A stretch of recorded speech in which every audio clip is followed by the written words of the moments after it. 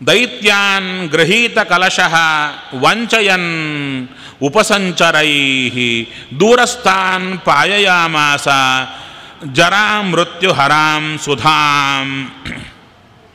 ಅದರಲ್ಲೂ ದೈತ್ಯರನ್ನು ಅವರ ಹತ್ತಿರವೇ ಓಡಾಡುತ್ತಾ ಅವರನ್ನು ವಂಚನೆ ಮಾಡಿದ. ದೂರದಲ್ಲಿ ಕೂತಿದ್ದಾರೆ ಯಾರು? ದೇವತೆಗಳೆಲ್ಲ. ಅವರನ್ನೆಲ್ಲರೂ ಕೂಡ ವಿಶೇಷವಾಗಿ ಅಮೃತವನ್ನು ಕುಡಿಸಿದ. ಅಮೃತ ಎಂಥದ್ದು ಅಂದರೆ ಹೇಳ್ತಾರೆ, ಜರಾ ಮೃತ್ಯು ಹರಾಂ ಸುಧಾಂ. ಮುದಿತನವನ್ನು ತೆಗೆದು ಬಿಡುತ್ತಂತೆ, ನಂತರ ಸಾವನ್ನು ಕಳೆದು ಬಿಡುತ್ತೆ. ಆದ್ದರಿಂದ ಆ ಎರಡನ್ನೂ ಕಳೆಯುವ ಅಮೃತವೇ ಸುಧಾ ಅಂದರು.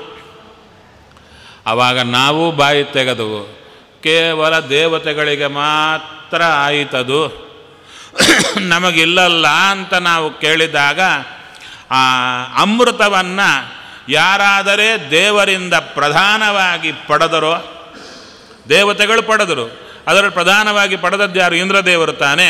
ಇಂದ್ರದೇವರು ವಿಶೇಷವಾಗಿ ಆ ಅಮೃತವನ್ನು ತಾವು ಕೊಡಿದರು, ತಮ್ಮವರಿಗೂ ಹಂಚಿದರು. ದೇವರ ಮೂಲಕ ಎಲ್ಲ ಹಂಚಿಕೆ ಆಯಿತದು.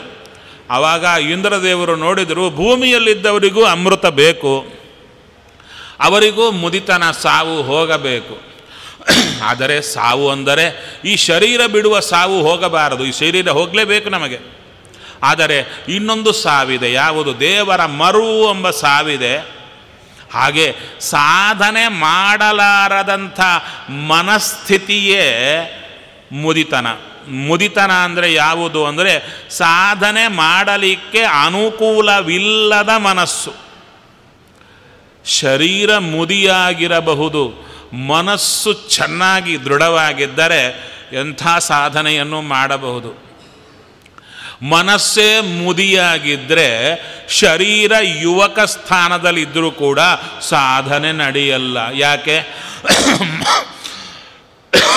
ಮನಸ್ಸು ಹೇಳ್ತಾ ಇರುತ್ತೆ, ಅದು ಬೇಡ, ಇದು ಬೇಡ, ಈ ಸಾಧನೆ ಬೇಡ, ಆ ಸಾಧನೆ ಬೇಡ, ಕೇವಲ ಯಾವುದೋ ಒಂದು ಚೂರು ಮಾಡಿದರೆ ಸಾಕು ಅಂತ. ಸರಿಯಲ್ಲ. ಆ ರೀತಿಯಲ್ಲಿ ಅಮೃತವನ್ನು ಜಯತೀರ್ಥರ ರೂಪದಲ್ಲಿ ಬಂದು ಯಾರು? ಇಂದ್ರದೇವರೇ ಜಗತ್ತಿಗೆ ಸುಧೆಯನ್ನು ಕೊಟ್ಟರು. ಆ ಸುಧಾ ಕೊಡದರೆ ಶರೀರಕ್ಕೆ ಬರುವಂಥ ಮುದಿತನ, ಶರೀರದ ನಾಶ ದೂರ ಆಗುತ್ತೆ. ಜಯತೀರ್ಥರು ಕೊಟ್ಟಂಥ ಸುಧೆಯನ್ನು ನಾವು ಕೊಡದರೆ ವಿಶೇಷವಾಗಿ ನಮಗೆ ಏನು ಜೀವಿಯ ಸ್ವರೂಪಕ್ಕೆ ಬರತಕ್ಕಂಥ ಏನು ಭಗವಂತನ ಸಾಧನೆಗೆ ವಿಮುಖವಾಗಿರೋದು, ಹಾಗೆ ಭಗವಂತನಿಗೆ ದೂರ ಆಗೋದೇನಿದೆ ಅದೆಲ್ಲ ತಪ್ಪಿ ಹೋಗುತ್ತೆ. ನಂತರ ಎಲ್ಲ ದೇವತೆಗಳಿಗೆ ಬಳಸ್ತಾ ಇದ್ದಾನೆ. ನಂತರ ವಿಶೇಷವಾಗಿ ದೈತ್ಯರನ್ನು ವಂಚನೆ ಮಾಡುವಾಗ ಅವಾಗ ಹೇಳುತ್ತಾ ಇದ್ದಾರೆ, ಸ್ವರ್ಭಾನು ದೇವ ಸಂಸದಿ ದೇವಲಿಂಗ ಪ್ರತಿಚ್ಛನ್ನ ಪ್ರವಿಷ್ಟ ಸೋಮಂ ಅಪಿಬತ್ ಚಂದ್ರಾರ್ಕಾಭ್ಯಾಂ ಚ ಸೂಚಿತಃ. ಆವಾಗ ಸ್ವರ್ಭಾನು ಮಧ್ಯದಲ್ಲಿ, ದೇವತೆಗಳ ಮಧ್ಯದಲ್ಲಿ, ದೇವತೆಗಳ ಲಾಂಛನದಿಂದ ದೇವತೆಗಳಂತೆ ಬಂದು ಕೂಡುತ್ತಾ ಇದ್ದಾನೆ. ಹಾಕಿದ ಅಮೃತವನ್ನು ಕುಡದ, ಅದಿನ್ನ ಕಂಠ ಪ್ರದೇಶಕ್ಕೆ ಬಂದಿದೆ, ಒಳಗೆ ಹೋಗಲಿಲ್ಲ. ಭಗವಂತ ನೋಡುತ್ತಾ ಇದ್ದಾನೆ. ಸೂರ್ಯ ಚಂದ್ರರು ಸೂಚನೆ ಕೊಟ್ಟರು, ಸ್ವಾಮಿ ಇವ ಬಂದಿದ್ದಾನೆ ಅಂತ ಹೇಳಿದಾಗ ಚಕ್ರೇಣ ಕ್ಷುರಧಾರೇಣ ಜಹಾರ ಪಿಬತಶಿರಃ. ವಿಶೇಷವಾಗಿ ಅವನ ತಲೆಯನ್ನು ಚಕ್ರದಿಂದ ದೇವ ಕತ್ತರಿಸಿಬಿಟ್ಟ. ಕಬಂಧಸ್ತು ಸುಧಯ ಪ್ಲಾವಿತೋಪತತ್. ವಿಶೇಷವಾಗಿ ಆ ಶರೀರದಲ್ಲಿ ಅಮೃತ ಸ್ಪರ್ಶ ಆಯಿತು. ಆದ್ದರಿಂದ ಶರೀರ ಶಿರ ಅಂದರೆ ರುಂಡ ಮುಂಡ ಬೇರಾಯಿತು. ಶಿರಸ್ತು ಅಮರತಾಂ ನೀತಂ ಅಜೋ ಗ್ರಹಂ ಅಚಿಕೃಪತ್. ಎಷ್ಟು ಪರ್ವಣಿ ಚಂದ್ರಾರಕ್ಕವು ಅಭಿಧಾವತಿ ವೈರಧೀ. ಅದೇ ರಾಹು ಕೇತುಗಳು ಅಂತ ಎರಡು ಆಯಿತು.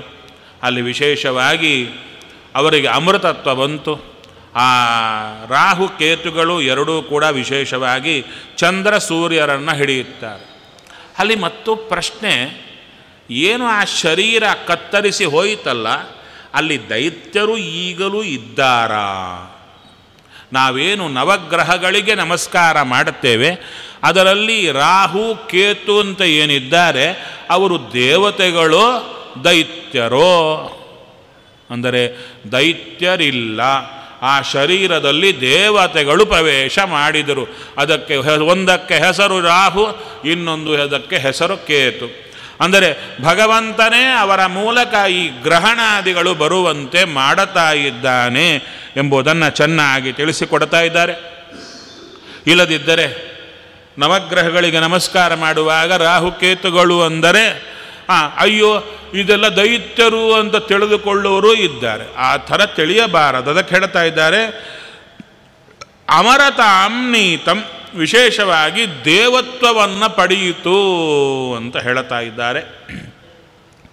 ಈ ರೀತಿಯಲ್ಲಿ ಪೀತಪ್ರಾಯೇ ಅಮೃತೆ ದೇವೈಹಿ ಭಗವಾನ್ ಲೋಕಭಾವನಃ ಪಶ್ಯತಾಂ ಅಸುರೇಂದ್ರಾಣಾಂ ಸ್ವರೂಪಂ ಜಗೃಹೇ ವಿಭು. ಆವಾಗ ಎಲ್ಲರೂ ನೋಡುತ್ತಾ ಇರುವಾಗಲೇ ದೇವತೆಗಳು ಅಮೃತ ಇನ್ನೇನು ಕೊಡಿದರು ಅನ್ನುವಾಗ ಪೀತಪ್ರಾಯೇ ಅಮೃತೆ, ದೇವತೆಗಳು ಅಮೃತ ಕೊಡಿದರು ಅಂತನ್ನುವಾಗ ದೇವತಾನು ಶಂಖಚಕ್ರಧಾರಿಯಾಗಿ ನಿಂತ. ಆವಾಗ ದೈತ್ಯರಿಗೆ ಗೊತ್ತಾಯಿತು, ಓಹೋ ನಮಗೆ ಅಮೃತ ಸಿಕ್ಕಿಲ್ಲ, ಶ್ರೀಹರಿಯೇ ವಂಚನೆ ಮಾಡಿದ್ದು. ಏವಂ ಸುರಾಸುರಗಣಾ ಸಮದೇಶ ಕಾಲ ಹೇತು ಅರ್ಥ ಯೋಗ ಗತಯೋಪಿ ಫಲೇ ವಿಕಲ್ಪಾ. ಚೆನ್ನಾಗಿ ಹೇಳ್ತಾ ಇದ್ದಾರೆ. ದೇವತೆಗಳು ಅಸುರರು ಒಂದೇ ದೇಶ, ಒಂದೇ ಕಾಲ, ಒಂದೇ ಫಲಕ್ಕಾಗಿ ಪ್ರಯತ್ನ, ಅದಕ್ಕೆ ಉಪಾಯ, ಅದಕ್ಕೆ ಪ್ರಯತ್ನ ಏನಿದ್ದರೂ ಕೂಡ ದೇವತೆಗಳಿಗೆ ಫಲ ಸಿಕ್ತು, ದೈತ್ಯರಿಗೆ ಸಿಗಲಿಲ್ಲ.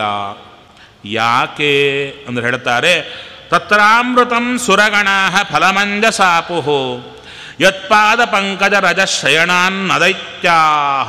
ಹೇಳ್ತಾ ಇದ್ದಾರೆ, ದೇವತೆಗಳೆಲ್ಲ ಅಮೃತವೆಂಬ ಫಲವನ್ನು ಚೆನ್ನಾಗಿ ಅಂಜಸ ಆಪುಹು ಚೆನ್ನಾಗಿ ಪಡೆದ್ರಯ್ಯ. ಯಾಕೆ? ಯತ್ಪಾದ ಪಂಕಜ ಶ್ರಯಣಾತ್. ಹೇಳ್ತಾ ಇದ್ದಾರೆ, ಯತ್ಪಾದ ಪಂಕಜ ರಜಶ್ರಯಣಾತ್, ದೇವರ ಪಾದವನ್ನು ಆಶ್ರಯ ಮಾಡಿದ್ದಲ್ಲ, ದೇವರ ಪಾದದ ಧೂಳಿಯನ್ನು ಆಶ್ರಯ ಮಾಡಿದ್ದಕ್ಕೆ ದೇವತೆಗಳಿಗೆ ಒಳ್ಳೆ ಫಲ ಬಂತು, ದೈತ್ಯರಿಗೆ ಆ ಫಲ ಬರಲಿಲ್ಲ. ಇನ್ನು ಮುಂದೆ ಹೇಳ್ತಾ ಬರ್ತಾ ಇದ್ದಾರೆ, ಯಾರು ಯಾರು ಹೇಗೆ ಹೇಗೆ ಚಿಂತನೆಯನ್ನು ಮಾಡುತ್ತಾರೋ ದೇವರು ಅವರವರಿಗೆ ಹಾಗೆ ಹಾಗೆ ಫಲವನ್ನು ಕೊಡ್ತಾ ಬರ್ತಾ ಇದ್ದಾನೆ ಭಗವಂತ. ಹೇಳ್ತಾ ಇದ್ದಾರೆ, ತೈರೇವ ತದ್ಭವತಿ ಯತ್ ಕ್ರಿಯತೆ ತದಸ್ಮಿನ್ ಸರ್ವಸ್ಯ ತದ್ಭವತಿ ಮೂಲ ನಿಷೇಚನಂ ಯತ್. ಹೇಳ್ತಾ ಇದ್ದಾರೆ, ಗಿಡದ ಬುಡಕ್ಕೆ ಹೇಗೆ ನಾವು ನೀರು ಹಾಕಿದರೆ ಅದು ಫಲ ಕೊಡುತ್ತೋ ಹಾಗೆ ಜಗತ್ತಿಗೆಲ್ಲ ಆಶ್ರಯನಾಗಿರ್ತಕ್ಕಂಥ ಭಗವಂತ ಏನಿದ್ದಾನೆ ಅವನಿಗೆ ಸರ್ವಕರ್ಮ ಸಮರ್ಪಣ ಅಂತ ಶರಣಾಗತಿ ಏನಿದೆ ಅದರಿಂದ ನಮಗೆಲ್ಲವೂ ಫಲ ಬರ್ತಾ ಇದೆ. ಭಗವಂತನಲ್ಲಿ ವೈರವನ್ನು ಮಾಡಿದ್ದಕ್ಕೆ ದೈತ್ಯರಿಗೆ ಫಲ ಬರಲಿಲ್ಲ. ಅಲ್ಲಿ ದೈತ್ಯರು ವೈರವನ್ನು ಮಾಡಿದ್ದಕ್ಕೆ ದೇವರು ಸಿಟ್ಟಾಗಿ ಅವರಿಗೆ ಫಲ ಕೊಡಲಿಲ್ಲ ಎಂಬುದಲ್ಲ. ಇನ್ನೇನು? ಇಲ್ಲಿ ಹೇಳಬೇಕಾದರೆ, ಒಂದು ಕೆಟ್ಟ ಕೆಲಸವನ್ನು ಮಾಡಿದರೆ ನಾವು ಆ ಕೆಟ್ಟ ಕೆಲಸದ ಫಲದಿಂದ ಯಾರು ತೊಂದರೆಗೆ ಅವರು ಒಳಗಾಗಿರುತ್ತಾರೆ ಅವರು ನಮಗೆ ಶಾಪ ಕೊಟ್ಟು ಅದರಿಂದ ನಮಗೆ ತೊಂದರೆ ಆಗಬೇಕಾಗಿಲ್ಲ. ನಾವು ಮಾಡಿದ ಕೆಲಸದಿಂದಲೇ ನಮಗೆ ತೊಂದರೆ ಆಗುತ್ತೆ. ನಾವು ಮಾಡಿದ ಕೆಲಸ ಏನಿರುತ್ತಲ್ಲ ಆ ಕೆಲಸದ ಫಲವೇ ನಮಗೆ ತೊಂದರೆ ಕೊಡುತ್ತೆ. ದೇವರಲ್ಲಿ ದೈತ್ಯರು ದ್ವೇಷ ಮಾಡಿದರು. ಶುದ್ಧನಾದ ದೇವರಲ್ಲಿ ದ್ವೇಷ ಮಾಡಿದ್ದಕ್ಕೆ ಆ ದ್ವೇಷ ಮಾಡಿದ್ದರ ಫಲದಿಂದಾಗಿ ಅವರಿಗೆ ಅಮೃತ ಸಿಕ್ಕಿಲ್ಲ. ಅಷ್ಟೇ ಹೊರತು ತನ್ನ ಮೇಲೆ ದ್ವೇಷ ಮಾಡಿದ್ದಕ್ಕೆ ದೇವರು ಸಿಟ್ಟಾಗಿ ಅವರಿಗೆ ಅಮೃತ ಕೊಟ್ಟಿಲ್ಲ ಎಂಬುದು ತಪ್ಪು. ದೇವತೆಗಳ ಮೇಲೆ ಪ್ರೀತಿ ಮಾಡಿ ಅವರಿಗೆ ಕೊಟ್ಟ ಎಂಬುದು ತಪ್ಪು. ಯಾಕೆ? ಭಗವಂತ ಎಲ್ಲದಕ್ಕೂ ಅಂಟಿಲ್ಲದೆ ಇರುವ ಶುದ್ಧ ಮೂರ್ತಿ. ದೇವತೆಗಳು ಅವನನ್ನು ನೀನು ಶುದ್ಧ ಅಂತ ಉಪಾಸನೆ ಮಾಡಿದರು, ಅವನನ್ನು ಅಂಟಿಲ್ಲದವ ಅಂತ ಉಪಾಸನೆ ಮಾಡಿದರು, ಅವನನ್ನು ದೊಡ್ಡವ ಅಂತ ತಿಳ್ಕೊಂಡ್ರು. ಅದಕ್ಕೆ ಅವರ ಉಪಾಸನೆಗೆ ತಕ್ಕಂತೆ ಫಲ ಅಮೃತ ಸಿಕ್ತು. ದೈತ್ಯರು ತಿಳಿಯಬೇಕಾದವನನ್ನು ತಪ್ಪು ತಿಳಿದರು, ತಪ್ಪಾಗಿ ಅವನಲ್ಲಿ ದ್ವೇಷ ಮಾಡಿದರು. ಆ ದ್ವೇಷ ಮಾಡಿದರ ಫಲವೇ ಅಮೃತ ಸಿಗಲಿಲ್ಲ. ಅದರ ಫಲದಿಂದಾಗಿ ಸಿಗಲಿಲ್ಲ ಅಷ್ಟೇ ಹೊರತು ದೇವರು ತಾನಾಗಿ ಅವರನ್ನು ಅಮೃತಕ್ಕೆ ದೂರ ಮಾಡಿದ್ದಲ್ಲ. ಇಷ್ಟೆಲ್ಲ ಆದ ಮೇಲೆ ದೇವದಾನವರ ಯುದ್ಧ ನಡೆಯುತ್ತಾ ಇದೆ. ಆ ಯುದ್ಧದಲ್ಲಿ ದೈತ್ಯರು ಮಾಯೆಯನ್ನು ಪ್ರಯೋಗ ಮಾಡುತ್ತಾ ಇದ್ದಾರೆ. ಅವಾಗ ಸ್ವಾಮಿ ತಾನೇ ಬಂದ ಚಕ್ರದಿಂದ, ಆ ಸುದರ್ಶನಾಸ್ತ್ರದಿಂದ ಆ ಮಾಯೆಯನ್ನು ಕತ್ತರಿಸಿ ಹಾಕ್ತಾ ಇದ್ದಾನೆ. ನಂತರ ವಿಶೇಷವಾಗಿ ದೈತ್ಯರ ಸೋಲಾಯಿತು ಎಂಬುದನ್ನು ಹೇಳುತ್ತಾರೆ. ಇಷ್ಟಾದ ಮೇಲೆ ರುದ್ರದೇವರು ಬಂದು ದೇವರಲ್ಲಿ ಪ್ರಾರ್ಥನೆ ಮಾಡುತ್ತಾರೆ. ಎಂಥ ರೂಪಧಾರಣೆ ಮಾಡಿದ್ದೀಯಾ, ಆ ರೂಪ ನನಗೊಮ್ಮೆ ತೋರು. ಆವಾಗ ದೇವರ ದರ್ಶನ ಮಾಡಿ ದೇವರನ್ನೇ ಆಲಿಂಗನ ಮಾಡಿಕೊಳ್ಳಲಿಕ್ಕೆ ಹೊರಟು ದೇವರ ದರ್ಶನ ಕೊಟ್ಟಾಗ ಸರಿ ಅಂತ ಅನುಗ್ರಹ ಮಾಡಿ ಸ್ವಾಮಿ ಹೊರಟ. ಈ ರೀತಿಯಾದ ಶುದ್ಧವಾದ ಮೋಹಿನಿ ರೂಪದ ಪರಿಚಯ, ಹಾಗೆ 3 ರೂಪಗಳ ಪರಿಚಯ. ಒಂದು ವಿಶೇಷವಾಗಿರತಕ್ಕಂಥ ಅಜಿತ ರೂಪ, ಎರಡನೆಯದು ಕೂರ್ಮ ರೂಪ, ಮೂರನೆಯದು ಮೋಹಿನಿ ರೂಪ. ಈ 3 ರೂಪಗಳಿಂದ ಕೂಡಿಕೊಂಡು ಜಗತ್ತಿಗೆ ಉಪದೇಶ ಕೊಟ್ಟಂಥ ಅಪರೂಪದ ಘಟ್ಟವೇ ದೇವದಾನವರಿಂದ ನಡೆದ ಅಮೃತ ಮಥನ ಘಟ್ಟ ಅಂತ ತಿಳಿಸಿಕೊಡತ್ತ. ಇದರಲ್ಲಿ ಇಷ್ಟೇ, ನಮಗೂ ಅಮೃತ ಸಿಗಬೇಕು. ಅಮೃತ ಅಂದರೆ ಮೋಕ್ಷ, ಭಗವಂತನ ಸನ್ನಿಧಾನ ಸಿಗಬೇಕು. ಅದು ಸಿಗಬೇಕಾದರೆ ಒಂದೇ ಉಪಾಯ, ನಾವು ಸರ್ವ ರೀತಿಯಿಂದಲೂ ಭಗವಂತನ ಶರಣಾಗತರಾಗಬೇಕು. ಸರ್ವ ರೀತಿಯಿಂದಲೂ ಭಗವಂತನ ಶರಣಾಗತರಾಗಬೇಕು.